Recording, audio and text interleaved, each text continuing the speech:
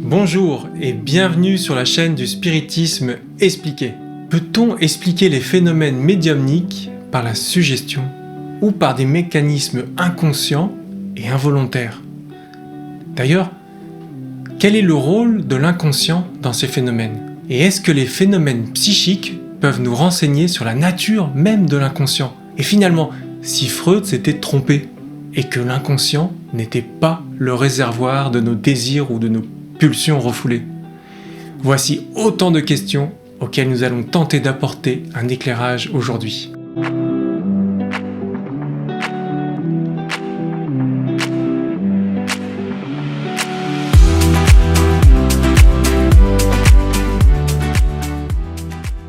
Dans la vidéo précédente, nous avons vu comment les phénomènes spirites et psychiques étaient apparus à la suite du magnétisme animal.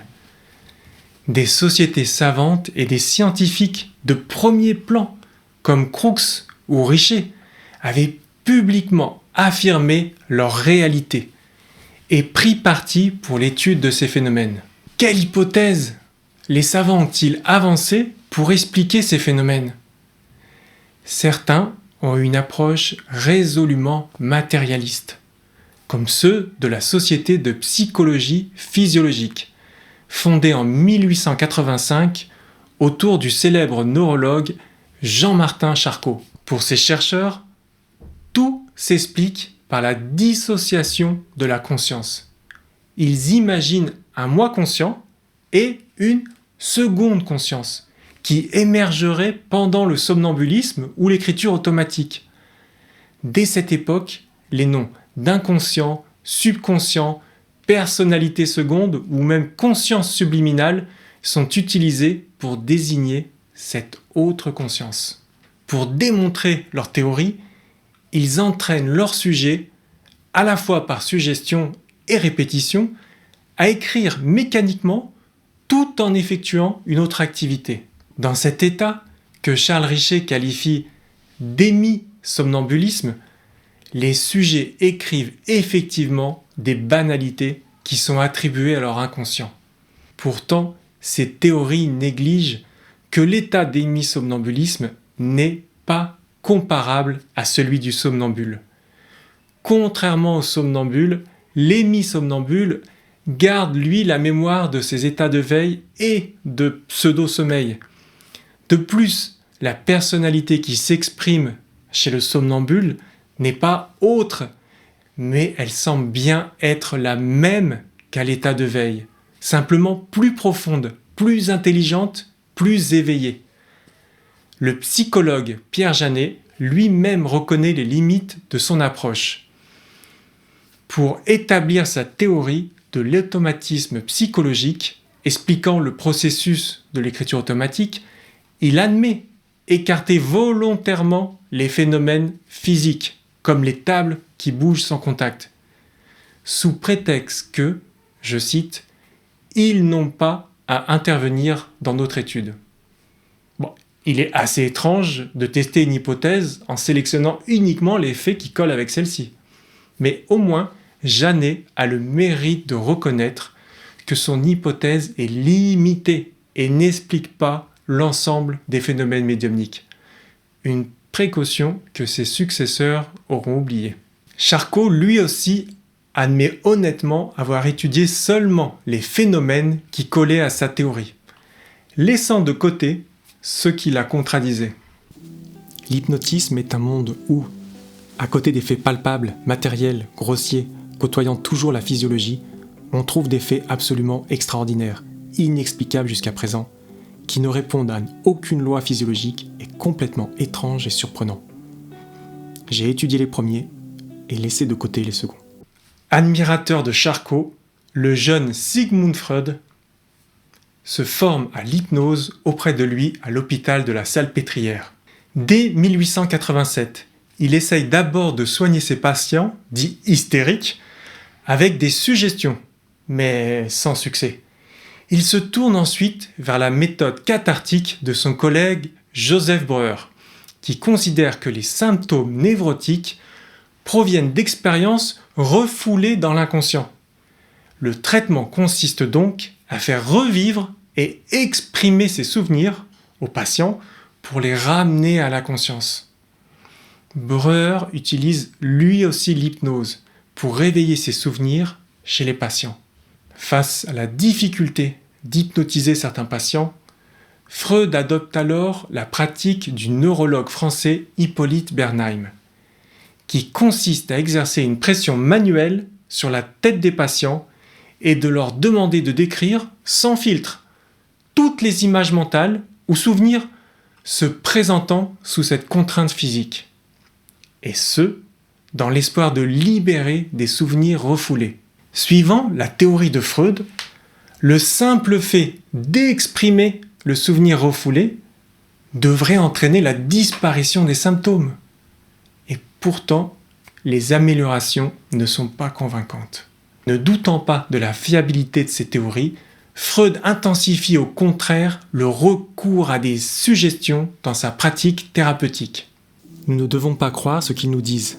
Nous devons toujours nous dire et leur dire aussi qu'ils ont caché ou retenu quelque chose, parce qu'ils le jugeaient sans importance ou hors sujet.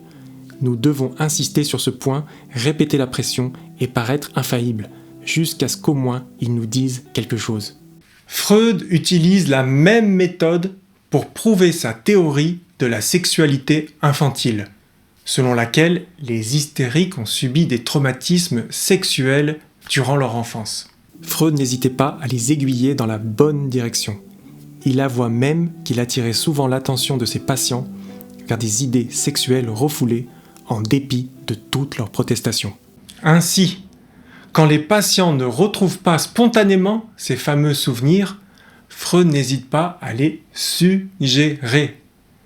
Malgré la négation de ses patients, il ignore les processus de la suggestion mentale qui peuvent provoquer de faux souvenirs, ce qui ne manquera pas de se produire. Freud va délaisser peu à peu l'hypnose pour la remplacer par la libre association d'idées, et il va décrire l'inconscient comme le lieu des désirs, des pulsions et des souvenirs refoulés. Il n'a pas de scrupule à présenter le célèbre cas d'Anna O comme une guérison, alors que sa correspondance intime, aujourd'hui publique, révèle au contraire l'échec du traitement. Quant au diagnostic d'hystérie, sur lequel repose toute sa théorie, nous savons aujourd'hui qu'il regroupait en réalité des maladies organiques, comme l'épilepsie ou la sclérose en plaques. Alors, pourquoi un tel succès, malgré le manque de validation empirique ? Le philosophe Bertrand Meheust a proposé comme explication, dans son ouvrage Somnambulisme et médiumnité, que la théorie freudienne de l'inconscient tient au fait qu'il offre un cadre matérialiste. En réduisant l'inconscient aux seuls désirs, pulsions et souvenirs refoulés, Freud en exclut toute dimension transcendante. Au lieu d'être envisagés comme des manifestations potentielles d'une âme, les phénomènes paranormaux peuvent être systématiquement assimilés à des illusions nées de conflits intérieurs. Le scientisme triomphant du XXe siècle va s'emparer du modèle freudien comme d'un moindre mal, permettant d'évacuer l'examen des phénomènes qui ne s'intègrent pas dans ce cadre matérialiste. Nous espérons avoir montré que la stimulation magnétique et psychique a largement été de l'ordre du défi et de la contrainte. C'est en partie parce qu'il s'est trouvé dans l'obligation de réfuter le magnétisme, puis la médiumnité, ou du moins de les contenir et de les résorber, que le scientisme en est venu à réaménager l'espace mental pour laisser la place à une dimension inconsciente de l'esprit. C'est en partie en tant que contre-feu que l'inconscient, sous la forme qu'on lui connaît aujourd'hui, a été élaboré, concédé. Ironiquement, des personnalités comme Mesmer et Puységur sont aujourd'hui parfois présentés comme des précurseurs de la psychiatrie. Psychiatrie moderne qui prétend expliquer les phénomènes dont ils ont été témoins. Mais a-t-on jamais vu un psychiatre capable de provoquer un état somnambulique chez un sujet, par la seule force d'une injonction mentale, à distance et de manière impromptue ? Pourtant, une autre voie aurait pu être possible. Des praticiens comme Émile Magnin avaient proposé une synthèse entre psychothérapie et somnambulisme magnétique, en reconnaissant à la fois l'importance thérapeutique de l'expression verbale et les avantages qu'offre le somnambulisme par rapport à l'hypnotisme. Alors que l'hypnose réduit le sujet à un automate, le magnétisme développe au contraire ses facultés conscientes qui auraient pu être mises à contribution de la thérapie. Par les procédés hypnotiques, on tend à faire du sujet un instrument, un automate. En traitant un malade, on annihile peu à peu son libre arbitre. On réduit sa conscience normale, ce en quoi on cause à tous deux un préjudice considérable. Par le magnétisme, bien au contraire, on développe le centre psychique supérieur. On permet à la conscience normale de s'enrichir de strates de la subconscience. On renforce la mémoire, la volonté, l'intelligence. C'est là qu'est le point de contact entre le magnétisme et la psychothérapie.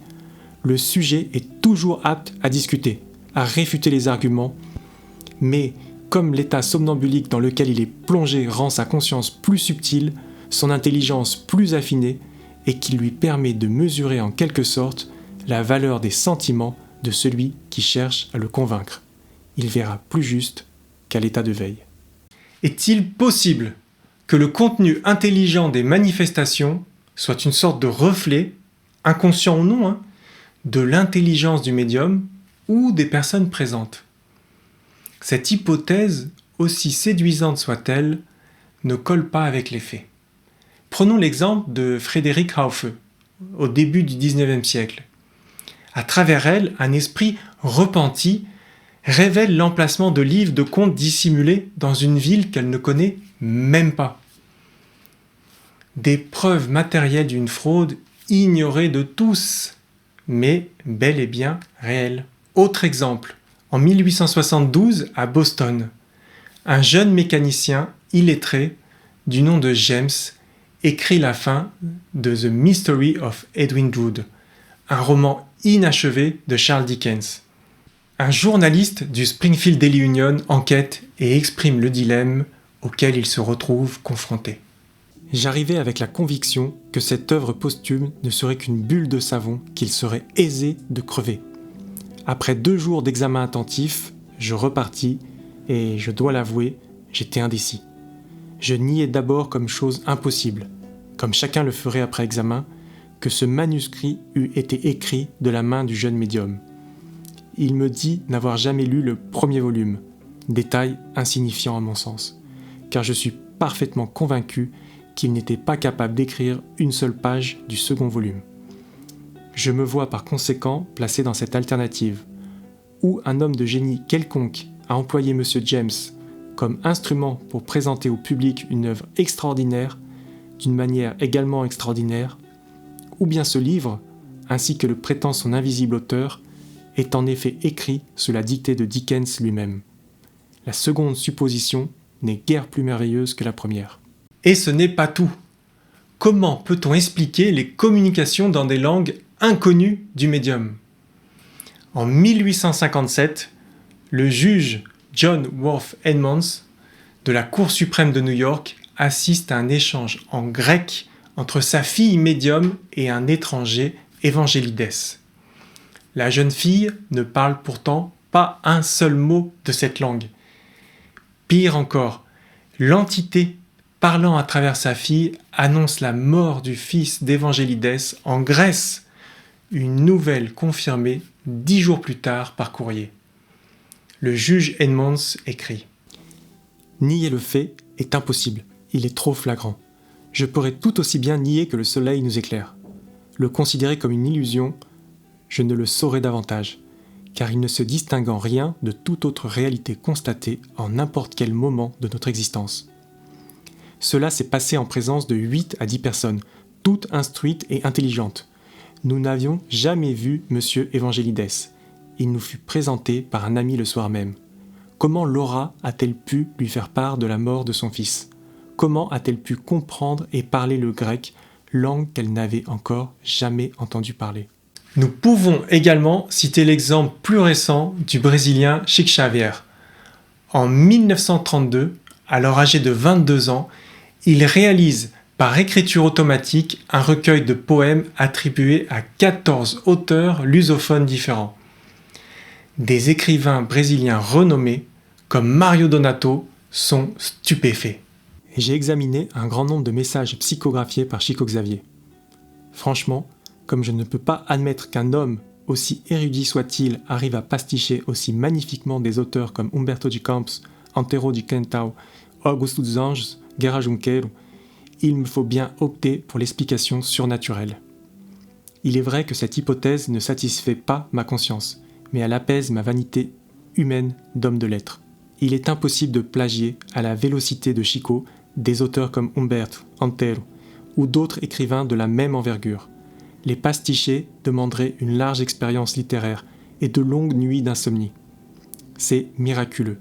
Seul un pur miracle peut définir de pareilles choses. Il y a forcément une intervention surhumaine dans ce fait.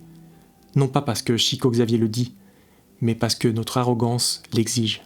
Un journaliste qui vient enquêter sur le jeune médium, Chico Xavier psychographie un texte en anglais écrit à l'envers, donc lisible seulement dans un miroir, qui vient en plus en réponse à une question que le journaliste avait posée mentalement. Mais ce qui a le plus marqué les esprits au sujet de Chico Xavier, ce sont les dizaines de milliers de messages personnels de défunts s'adressant à leur famille qu'il a produits publiquement chaque week-end pendant des décennies. Des détails précis permettent d'identifier les défunts. Nom, date, circonstances, détails parfois inconnus des proches, mais vérifiés après coup. Les observations de manifestations intelligentes suggèrent une cause tout aussi intelligente, ce qui renforce l'idée d'une survivance de l'esprit après la mort. Mais existe-t-il une autre explication ? Les parapsychologues avancent la théorie du psy, selon laquelle ces phénomènes proviendraient de l'interaction entre nos psychismes et notre environnement. Le psy permettrait d'accéder à des informations hors de portée de notre conscience. Cette hypothèse ne nécessite pas l'existence de l'âme, mais elle manque de fondements théoriques solides pour expliquer les mécanismes sous-jacents qui sont liés à ces phénomènes physiques. Comment expliquer par exemple la formation d'ectoplasme ou de matérialisation d'esprit ? Déjà à son époque, Puységur s'interrogeait sur le somnambulisme. Comment un sujet aux yeux fermés peut-il lire, écrire, éviter les obstacles ? Il évoquait une vision par d'autres nerfs que le nerf optique, mais il avouait son ignorance sur le mécanisme précis. Le docteur Gustave Gelée, premier directeur de l'Institut Métapsychique International, après avoir étudié différents médiums, remet en cause l'explication purement matérialiste. Ces phénomènes élevés et complexes démontrent souvent une direction, une intention qu'on ne peut sans induction arbitraire rapporter aux médiums ou aux expérimentateurs. Nous n'arrivons à en trouver l'origine ni dans la conscience normale du sujet, ni dans sa conscience somnambulique, ni dans ses impressions, ses désirs ou ses craintes directes ou indirectes, suggérées ou volontaires. Nous ne pouvons ni provoquer les phénomènes ni les modifier, tout se passe réellement comme si l'intelligence directrice était indépendante et autonome. Gelée continue de s'interroger. Pourquoi cette intelligence affirme-t-elle si souvent être un esprit des défunts ? Si c'était simplement l'inconscient, pourquoi se méprendrait-il aussi systématiquement sur sa propre nature en se déclarant esprit ? Gelée s'est particulièrement penché sur les phénomènes de matérialisation. On sait que différents observateurs, Crookes et Richer entre autres, ont décrit des matérialisations complètes. Il s'agissait non pas de fantômes, dans le sens propre du mot, mais d'êtres ayant momentanément toutes les particularités vitales d'êtres vivants, dont le cœur battait, le poumon respirait, dont l'apparence corporelle était parfaite. Gelée a personnellement observé des matérialisations de mains et de visages, et il a pu examiner en détail leur formation progressive. Dans de nombreux cas, ces représentations se sont faites, développées entièrement à mes yeux, du commencement à la fin du phénomène. J'ai vu maintes fois, par exemple, de la substance sortir des doigts, reliant entre les doigts de chaque main, puis le médium écartant ses mains, la substance s'allonger, former d'épais cordons, s'étaler, constituer des franges semblables à des franges épiploïques, enfin, au milieu de ces franges, apparaître, par une représentation progressive, des doigts ou une main ou un visage parfaitement organisé. Gelée propose alors le concept de dynamo-psychisme, un principe organisateur qui structure la matière organique à la fois dans les phénomènes de matérialisation, mais aussi dans le corps physique lui-même. Ce principe organisateur aurait pour moteur le subconscient. Pour Gelée, le subconscient est différent de l'inconscient. Il serait composé de toutes les informations autrefois conscientes en nous. La mémoire subconsciente resterait intacte et deviendrait accessible lorsque le subconscient s'extériorise du corps physique. Cela expliquerait pourquoi certains somnambules restituent mot pour mot des textes oubliés depuis des années. La mémoire subconsciente, contrairement à la mémoire consciente, ne s'effacerait pas. Le subconscient pourrait s'extérioriser et survivrait après la mort du corps physique.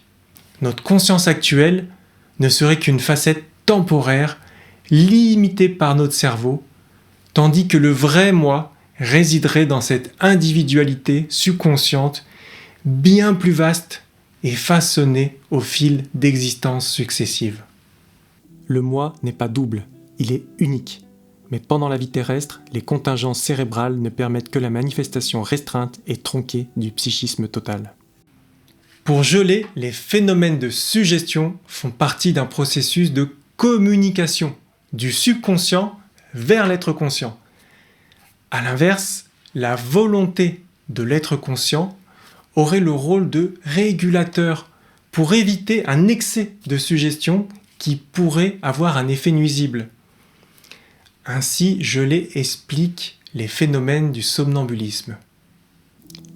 La volonté du magnétiseur prend purement et simplement la place directrice de la subconscience extériorisée.